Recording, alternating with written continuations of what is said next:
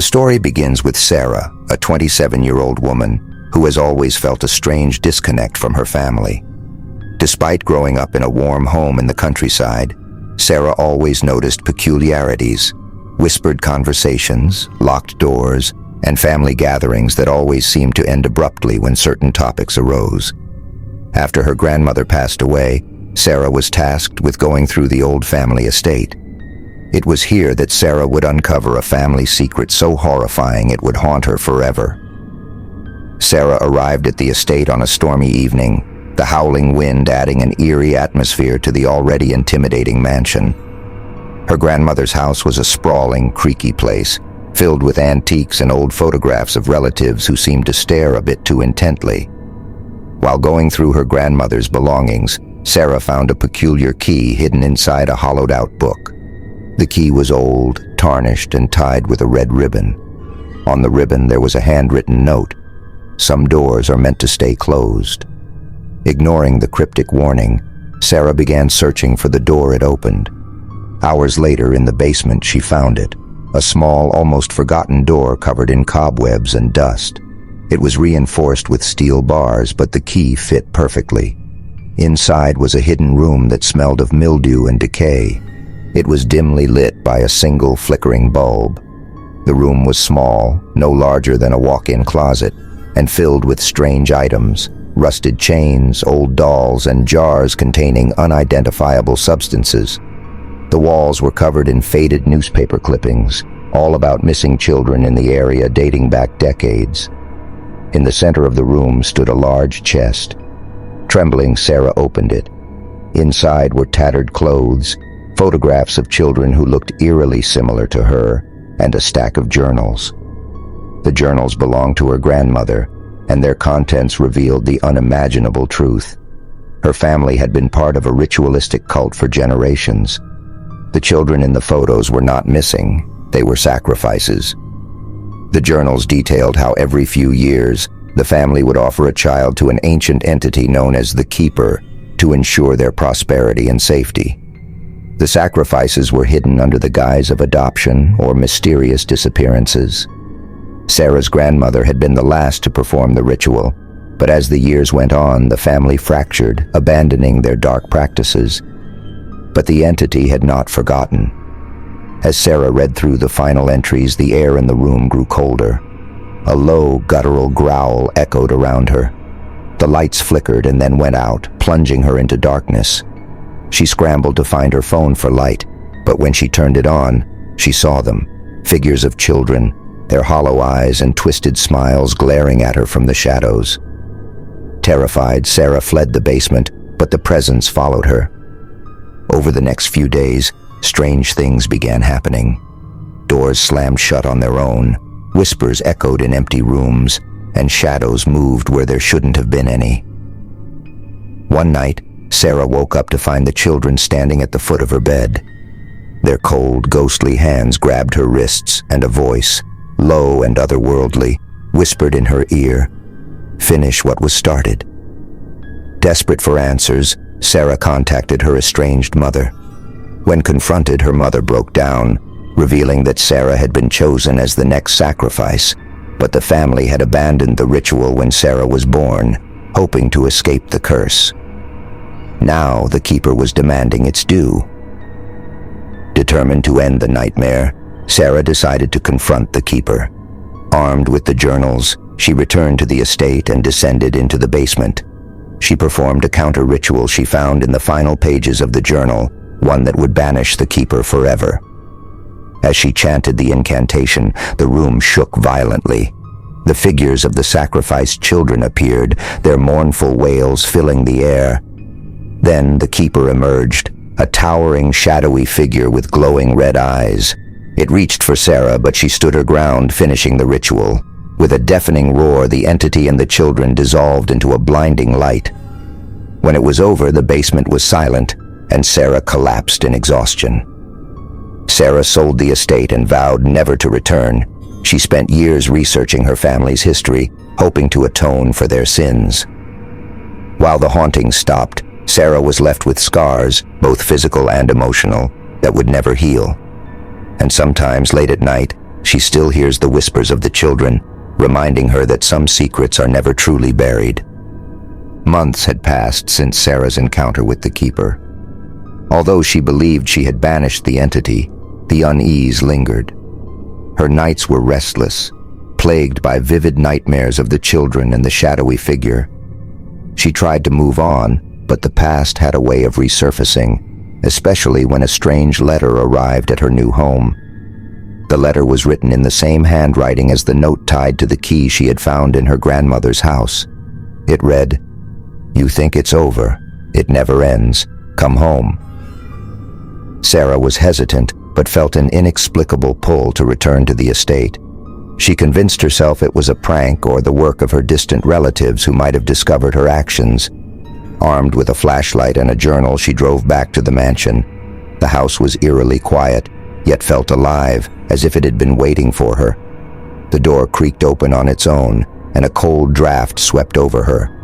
The shadows seemed darker, and the walls carried faint echoes of children's laughter. Determined to confront whatever remained, Sarah revisited the basement. It looked undisturbed since her last visit, but as she examined the room, she noticed something new, a crack in the wall behind the chest. The crack seemed to pulse, as if alive. Prying the wall open with a crowbar, Sarah discovered a hidden passage. The air grew colder as she ventured deeper. The tunnel led to an underground chamber much larger than the basement. It was filled with ancient carvings depicting the same shadowy figure, the Keeper, and the children. In the center of the chamber stood an altar, stained with dried blood. Surrounding it were bones, small and fragile. The realization hit her like a freight train. This was where the sacrifices had truly taken place.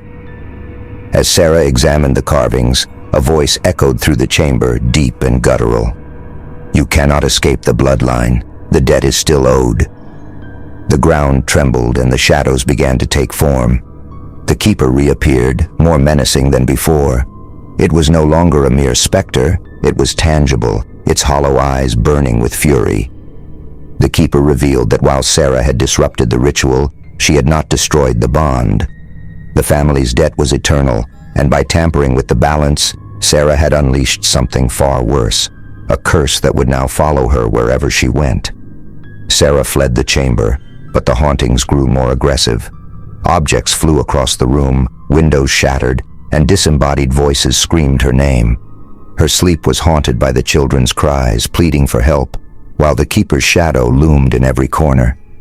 Desperate, Sarah sought help from paranormal experts and historians. They uncovered chilling details. The Keeper was not just a spirit, but a malevolent force tied to an ancient covenant. The sacrifices had bound the family's prosperity to the Keeper, but the failure of the ritual had cursed the descendants to eternal torment. The only way to end the curse was to destroy the altar, severing the family's link to the entity. Sarah returned to the mansion one last time, armed with holy relics, salt, and gasoline. She descended into the chamber, determined to destroy the altar. As she poured gasoline over the altar, the Keeper appeared, its rage shaking the walls. The entity attacked, its shadowy tendrils wrapping around Sarah, suffocating her. But she fought back, using a blessed knife to sever the tendrils. As she lit the match, the Keeper's voice boomed, "You cannot destroy what is eternal." The flames roared to life, consuming the altar and the chamber. The Keeper let out a deafening scream as the carvings and bones disintegrated. The mansion itself began to collapse, forcing Sarah to escape. Sarah barely made it out alive. The mansion burned to the ground, taking the Keeper's altar with it. For the first time in months, the air felt lighter, and the whispers ceased. But as Sarah drove away, she glanced in the rearview mirror. For a split second, she saw the children standing in the road, their hollow eyes watching her leave. Was the curse truly lifted, or had it merely shifted its form? Sarah knew one thing: some family secrets can never be buried. Though Sarah believed she had destroyed the curse, the uneasy feeling never truly left her. Weeks after the mansion burned down, strange occurrences began to follow her once again. Lights flickered in her new apartment, and shadowy figures seemed to watch her from the corners of her vision. Worse, she began receiving messages, cryptic, written in her grandmother's handwriting, appearing on mirrors, walls, and even her phone. One night she awoke to a chilling realization. The curse wasn't just following her, it was growing stronger. Desperate to understand why the hauntings persisted, Sarah revisited her grandmother's journals. She read through the final entries more carefully, and one line stood out. "The keeper is bound to the bloodline. Until the last of us is gone, its hunger will never end." Sarah realized the curse wasn't tied to the altar alone, it was tied to her. As the last living member of the family, she had become the keeper's anchor to the mortal world. The journal hinted at one possible solution, a place called Black Hollow, deep in the mountains, where the original covenant had been forged centuries ago. If Sarah could find the covenant's origin, she might sever the bloodline's bond with the keeper forever. Armed with little more than a map and a few relics, Sarah embarked on a treacherous journey to Black Hollow. The place was rumored to be cursed, shrouded in dense fog and accessible only by foot. Villagers in the nearby town warned her to stay away, claiming no one who entered the hollow ever returned. As she ventured deeper into the woods, the hauntings intensified. The shadows took on physical form, clawing at her as she walked. Whispers in the wind grew louder, echoing the voices of the sacrificed children. "Turn back, there's no escape." Despite the terror, Sarah pressed on. At the heart of Black Hollow, Sarah discovered a decrepit stone temple, overgrown with moss and vines. The structure radiated malevolence, its walls etched with the same carvings she had seen in the mansion's hidden chamber. Inside, she found an ancient altar similar to the one she had destroyed, but far larger and more elaborate. This was the source, the place where her ancestors had made their pact with the keeper. The journal had described a ritual that could break the covenant, but it came with a cost. Sarah would need to offer something of great value to satisfy the keeper's hunger. As Sarah prepared for the ritual, the keeper appeared, more monstrous and terrifying than ever. Its form shifted constantly, a mass of shadow and fire with countless faces of the sacrificed children swirling within it. "You cannot sever the bond," it growled. "Your bloodline is mine, but I will offer you a choice. Surrender yourself and the curse will end, or fight and your suffering will be eternal." Tears streamed down Sarah's face as she realized the truth. To end the curse, she had to give her life. If she refused, the keeper would torment her and anyone who came near her for eternity. But then, Sarah had an idea. Sarah lit the candles around the altar and began chanting the counter-ritual. The keeper screamed in rage, its tendrils lashing out to stop her. The temple shook violently, debris falling from the ceiling as the ritual reached its peak. Instead of offering her life, Sarah used the relics she had brought to bind the keeper to the altar itself. She poured her blood onto the altar, tricking the entity into believing she was surrendering. But instead of completing the pact, she invoked an ancient spell she found in the journal, one that would imprison the keeper forever. The keeper roared in agony as its essence was pulled into the altar. The temple crumbled around her, but Sarah managed to escape just as the entire structure collapsed into the earth, sealing the entity within. For the first time in her life, Sarah felt truly free. The whispers were gone, and the shadows no longer followed her. She returned to the village and recounted her story, though few believed her. Years later, Sarah started a new life far away, never speaking of her family or the curse again. But deep in the mountains, beneath the rubble of the forgotten temple, the altar still lies. And sometimes, travelers claim they hear faint whispers and see flickering shadows, as if the keeper is waiting for someone to set it free. Years had passed since Sarah's harrowing ordeal at Black Hollow. She had moved far away, changed her name, and tried to live a normal life. The keeper was imprisoned, and the curse seemed broken. But one fateful day, Sarah received an anonymous package at her doorstep. Inside was a single item, a photograph of her family's mansion before it burned, with a cryptic message scrawled on the back: "It's not over." The arrival of the package reignited Sarah's nightmares. She began seeing fleeting shadows and hearing faint whispers again. She convinced herself it was her mind playing tricks on her until one night when her home was plunged into darkness. The lights flickered violently, and her reflection in the mirror morphed into a child with hollow eyes whispering, You should have finished it." Terrified, Sarah contacted the historian who had helped her before. They discovered a chilling revelation. Imprisoning the keeper had only delayed its wrath. The curse, bound to Sarah's bloodline, still lingered. If the keeper couldn't escape, it would find another way, by spreading its influence to anyone connected to Sarah, even distantly. The historian explained that Sarah wasn't the last of her family as she had believed. Distant relatives she never knew existed had recently surfaced. Their names had appeared in Old Town records near Black Hollow. Each of these relatives had reported bizarre phenomena, disappearances, hauntings, and unexplained deaths. Sarah realized the keeper was reaching out, trying to rebuild its power through the surviving bloodline. To stop it, she needed to find these relatives and warn them before it was too late. Sarah tracked down the first relative, a young woman named Eliza living in a remote farmhouse. Eliza initially dismissed Sarah's warnings as the ramblings of a lunatic. But when Sarah showed her the journals and described the keeper, Eliza broke down. Eliza revealed she had been experiencing the same haunting signs: shadows in the corners of her home, dreams of children crying, and an overwhelming sense of being watched. Before they could plan their next steps, the keeper struck. That night, the farmhouse was consumed by unnatural darkness. Sarah and Eliza fought to escape as the keeper manifested more powerful than ever. Its tendrils tore through the walls and its haunting voice echoed, "You cannot stop me. Your bloodline is mine." Eliza didn't survive. Sarah barely escaped, but not without scars, both physical and emotional. Realizing the severity of the situation, Sarah turned to the journals for answers. She found an entry she had overlooked before. The keeper feeds on fear and pain. It grows stronger with every soul it consumes. To truly end it, the source of its power must be destroyed.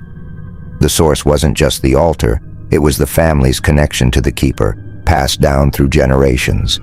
The only way to sever the connection was to destroy all remaining artifacts tied to the covenant, including the journals, relics, and even the bloodline itself.